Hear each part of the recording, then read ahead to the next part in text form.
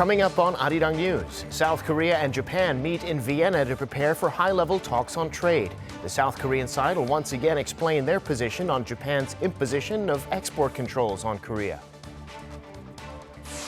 Finance Minister Wang Yi announces a plan to foster Korea's value-added food industry as a source of future economic growth and tens of thousands of new jobs.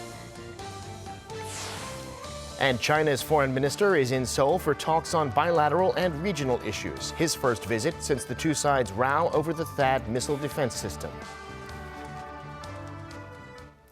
It's 4 p.m. here in Seoul. Thanks for tuning in to Arirang News. I'm Devin Whiting. Chinese Foreign Minister Wang Yi arrived in Seoul this afternoon for talks with his South Korean counterpart, Kang Kyung-hwa. It's his first visit since bilateral ties soured over South Korea's deployment of the U.S. missile defense system THAAD back in 2016. The two diplomats are expected to discuss bilateral relations, the situation on the Korean peninsula, as well as other regional issues.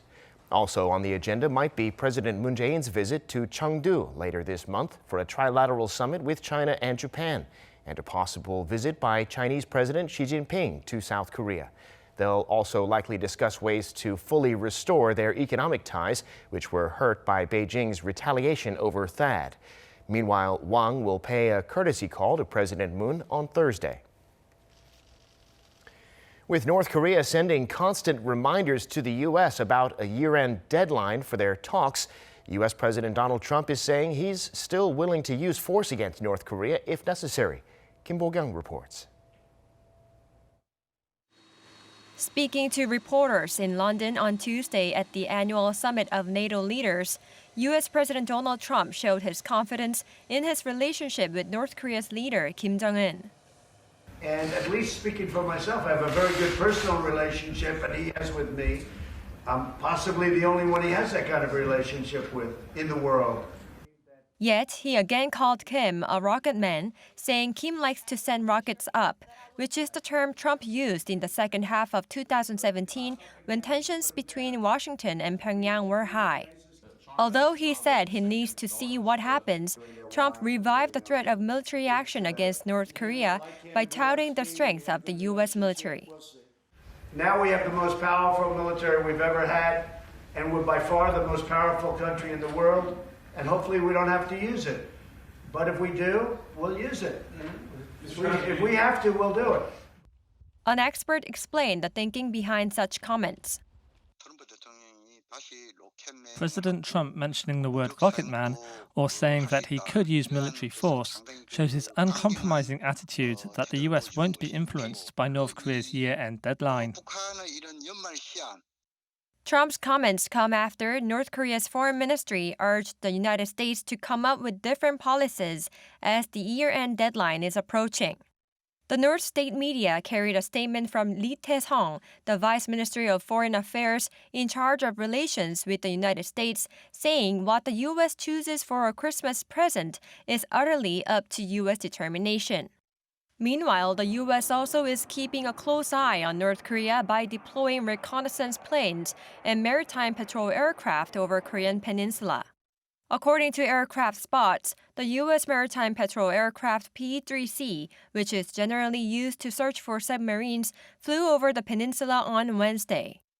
Kim Bo-kyung, Arirang News. South Korea and the U.S. are currently negotiating how much Seoul should pay for the cost of stationing American troops here. In the meantime, President Trump has again said Seoul needs to pay a lot more. Lee Min-sun reports. The fourth round of defense cost-sharing talks between South Korea and the U.S. in Washington head into a second day on Wednesday. The two sides remain poles apart on how much Seoul should pay for American troops stationed on the Korean peninsula. U.S. President Donald Trump, currently in the UK for a NATO meeting, made some remarks on the issue on Tuesday, sticking to his stance that Seoul has to stump up more cash.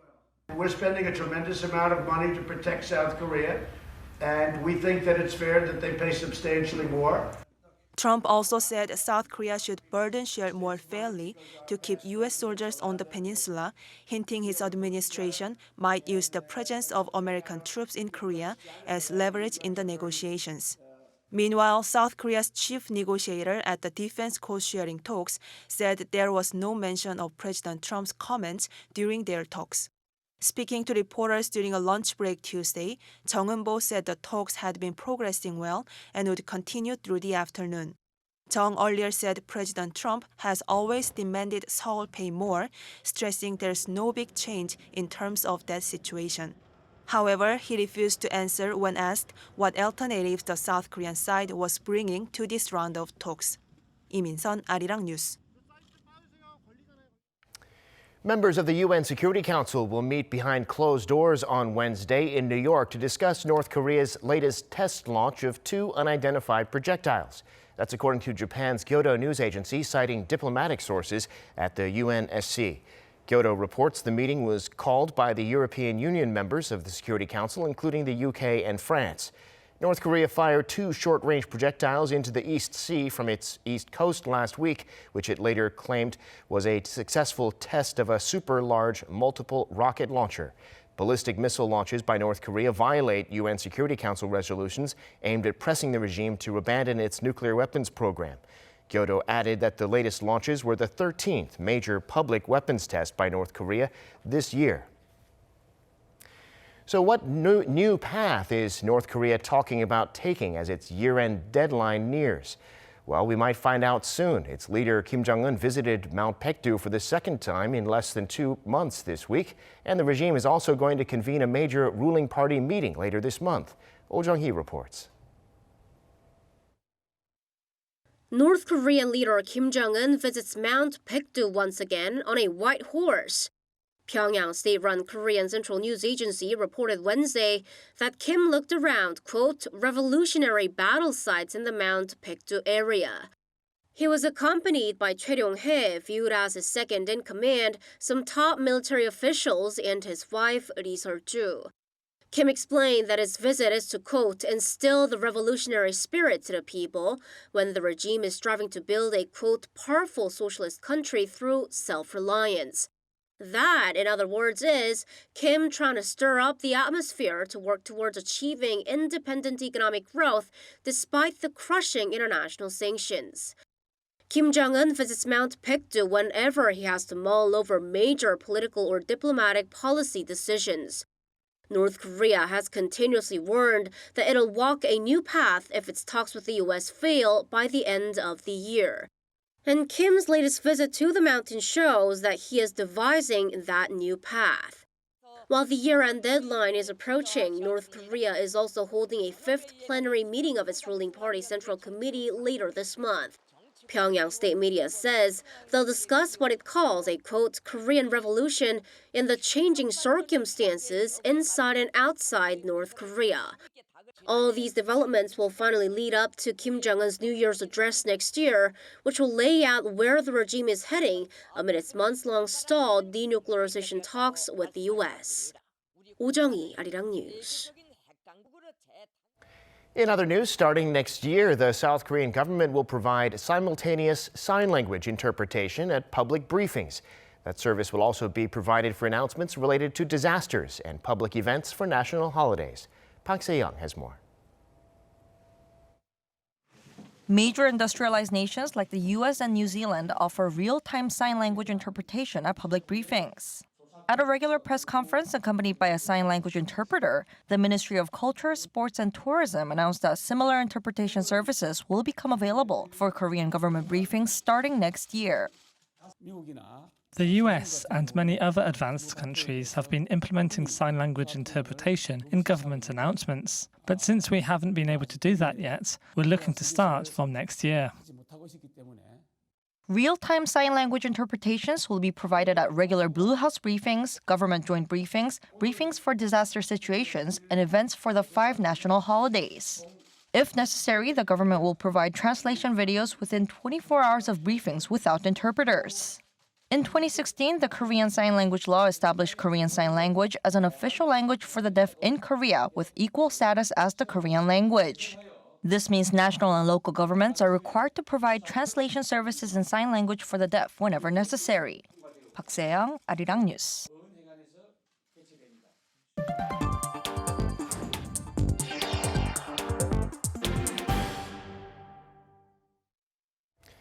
Trade representatives from South Korea and Japan are meeting today in Vienna, Austria, to prepare for another round of high-level talks later this month on bilateral trade. According to Seoul's trade ministry, in this preliminary meeting, they'll exchange views on the two countries' trade conflict and set the agenda for the talks between officials at the Director General level.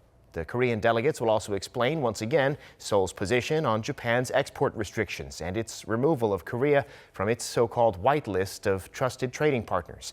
The Director General talks, tentatively set for the third week of this month, will be the first of their kind in 3 years. A high-ranking Japanese official is saying it would be difficult to accept any plan under which Japanese companies would voluntarily pay compensation to the Korean victims of Japan's wartime forced labor. The comments were made Tuesday by Takizaki Shigeki, a top official on Asian affairs, in reference to the so-called 1+1 plan, under which South Korea and Japanese firms would create a joint fund to compensate the victims. The plan, he said, is unacceptable and would not be feasible. He added that such a plan would not correct any violation of international law. South Korea's finance minister has laid out plans to grow the nation's food industry to give the local economy a much-needed shot in the arm. Kim Hye-sung reports. Finance Minister Hong Nam-gi says the government will double the size of key food industries over the next 10 years to turn it into a new growth engine and create more jobs. At an economy-related ministers' meeting Wednesday, Minister Hong said the government will nurture 5 key food industries: customized special food, health functional food, ready-to-eat food, eco-friendly food, and export-oriented products. Seoul plans to double the size of the industries from $10 billion in 2018 to $20 billion by 2030 and create more than 60,000 new jobs. He also said the government will promote customized food for the elderly, as those aged 65 and older are forecast to account for more than a fifth of South Korea's population in 2025. The government will also ease regulations to allow sales of health functional food and hold K-food festivals to promote the country's dishes.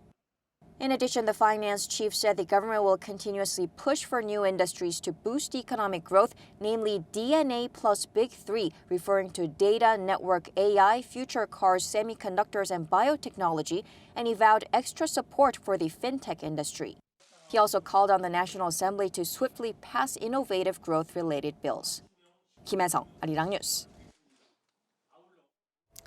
Time now for an in-depth look at the market news this afternoon, and for that I'm joined on the line by Dr. Yang Jun-seok, professor of economics at the Catholic University of Korea. Dr. Yang, thank you as always for coming on. Happy to be here. So President Trump saying he has no time limit on making a deal with China, saying it could even happen after the presidential election next November. Global stocks down sharply this week, in part because of that. What are investors concerned about, and what's your outlook? Okay, well, it's not just U.S.-China. During this whole week, President Trump has been on sort of the offensive for protectionist policies. Not only did he say that the negotiations between U.S. and China may be delayed, but he also proposed tariffs on $2.4 billion worth of French goods, and tariff rate there will be up to 100%. This will be response to French digital tax of 3% on profits made by Facebook, Google, Twitter, and Apple in France. And France, in turn, vowed retaliation with the European Union if President Trump does impose those tariffs. And then President Trump also imposed tariffs on steel and aluminum from Brazil and Argentina. Now, those countries had agreed to a voluntary export restraint on steel and aluminum along with Korea, but President Trump has taken away that option and now will put tariffs on steel and aluminum from those two countries.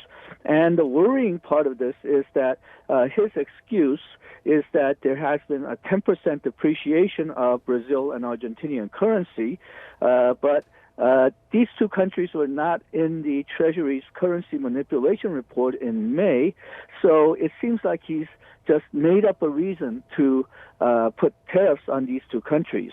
And then further, Commerce Secretary Wilbur Ross announced that auto tariffs on European and Asian cars are still in play. They're not ruling it out. And tariffs on remaining Chinese goods that are not under additional tariffs right now, they're scheduled to go into effect on December 15th. So it's been a really bad week for free trade, at least where it concerns the United States. And that has affected not only the U.S.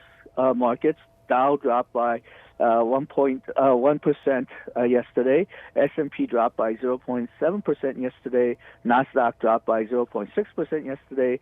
European markets have been down. Asian markets have been down. So it's affecting the global economy. It's hitting hard, especially in the manufacturing sector, because manufacturing sector in the United States is tied into global supply chains, which includes China. And it also hit technology stocks, again, because technology companies have parts coming in from China. And then there's concern because if President Trump does go on with the new tariffs on December 15th, those will be hitting mostly consumer goods. So the U.S. consumers, who are actually pretty much the only hope left for global growth, will be hit with higher prices. A lot of issues at play, like the U.S. manufacturing that came in weaker than expected as well. But another issue, according to the Bank of Korea, Korea's foreign currency reserves rose to a new high in November, up by more than $1.1 billion to about $407 billion. What's the significance of a rise like this? Okay, well, the rise in the foreign currency reserves came from the large current account surplus that Korea has currently, and Korea keeps its foreign currency reserves not in cash necessarily, but in terms of treasury bonds and other securities and gold. So those earn interest, and the value of those change depending on the state of the economy. And Bank of Korea and the Korean government has been lucky. The value of the bond as well as gold has gone up. So both of those factors have increased Korea's foreign currency reserves. But it's not all entirely good news.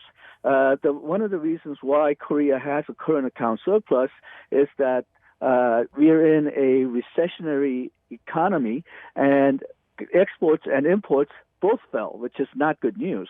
It's just that exports fell less than imports, so Korea has been recording a very high current account surplus. But again, that does not necessarily signal good news. And also, having a large foreign currency reserve is not always good because, well, it's money in the vault that the government can use to provide welfare or make infrastructure investment, but it has to keep in reserve because of possibility of rapid capital outflow, possibility of currency crisis. And having too much of a reserve makes countries like United States and organizations like IMF worry that perhaps Korea has such high returns, buying so much dollars to put in the reserves, not because Korea needs it to as an insurance against currency crisis, but rather to keep the value of the won down. So that's one of the reasons why a lot of countries are suspicious that Korea is manipulating the currency. Right, very interesting. Well, another thing we've got here on the headlines today is China's Foreign Minister Wang Yi is in Seoul for the first time since the row with Beijing over the THAAD anti-missile system. Briefly, what might this mean in terms of the Korean economy? Okay, when I talk with China experts on China-Korea relationship, they keep mentioning that China's anger over Korea on the THAAD installation is not finished. It's just sort of a ceasefire rather than solving the problem. So we're hoping that when Wang Yi visits, there will be signals that China is ready to forge normal relationship with Korea, try to get over the THAAD retaliation. One way that may happen is having Xi Jinping visit Korea next year. So we'll also have to see the signals where whether Xi Jinping is willing to visit Korea next year and perhaps warm up the Korea-China relationship. Got it. All right, Professor Young, we'll have to leave it there for now. Thanks so much for coming on and sharing your insights. Thank you. Now, as we just heard, South Korea's foreign exchange reserves at an all-time high in November. The Bank of Korea says reserves came to about $407.5 billion, up more than $1 billion from October. It attributed that rise to increased revenue from its investments in foreign assets. As of the end of October, South Korea had the world's 9th largest foreign exchange reserves, with China topping the list. Now, as we discussed, market confidence has been shaken by President Trump's comments about a China deal possibly waiting until after next year's election. Jongun has more on what the president said. U.S. President Donald Trump signaled Tuesday that Washington's signing of a trade agreement with China could be delayed until after the presidential election in November next year. Speaking at a meeting of NATO leaders in London, Trump said there were no deadlines for a deal with China, denting hopes that the world's 2 largest economies could soon reach an initial deal to ease the damaging global effects of their trade war. He stressed the importance of inking a deal that benefits the U.S., but insisted Beijing is eager to reach an agreement. I have to make the right deal. I'm not going to make a deal that's not going to be great for our country. And it can't be an even deal. If it's an even deal, it's no good. Following President's remarks, U.S. Commerce Secretary Wilbur Ross said Washington's goal has not changed and the U.S. is under no time pressure. Ross warned that additional tariffs could be imposed on China next month unless there is substantial progress in talks. President Trump has threatened to impose 15% levies on an additional $160 billion of Chinese imports, including cell phones, laptop computers, and toys. Ross added that while working-level talks are continuing with Beijing, no high-level meetings are in the pipeline. Jongun, Arirang News. And speaking of the U.S. Commerce Secretary, it seems global automakers aren't out of the woods yet when it comes to U.S. tariffs. Wilbur Ross saying the tariffs might happen or they might not. Hong Yu reports. The U.S. Department of Commerce has been having negotiations with individual auto companies during the review period for imposing any new tariffs on imported automobiles. And U.S. Commerce Secretary Wilbur Ross says the U.S. had some very good benefits from those negotiations. During an interview with Reuters on Tuesday, Ross said it may or may not turn out there is any need for the tariff.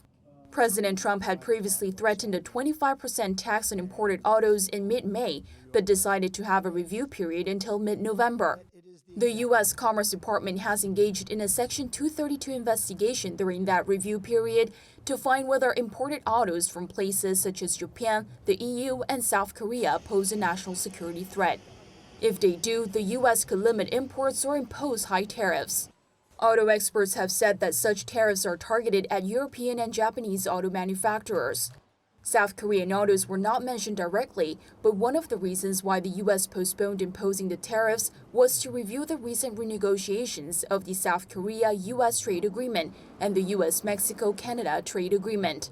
A month ago, Ross had said the Trump administration might not need to put Section 232 into effect because they have had a very good conversation with their European, Japanese, and Korean friends.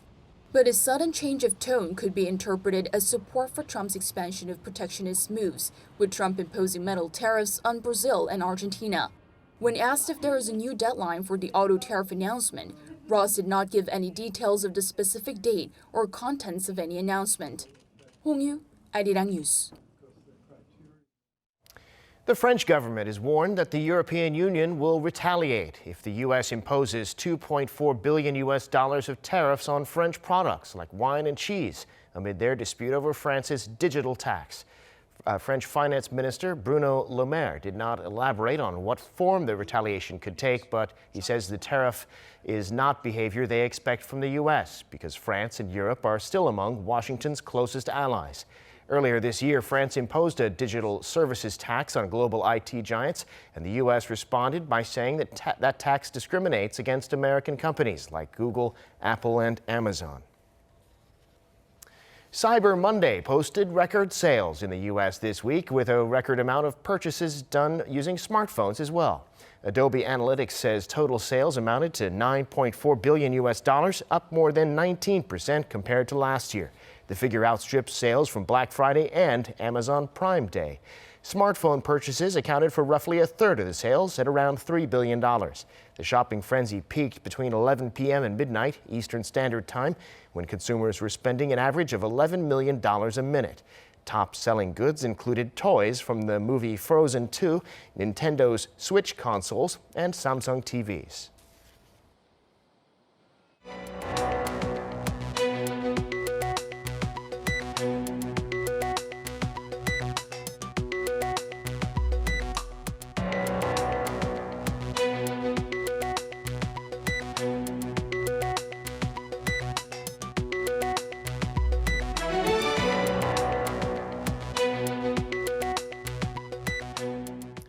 And that brings us to the end of this newscast. Thank you for watching.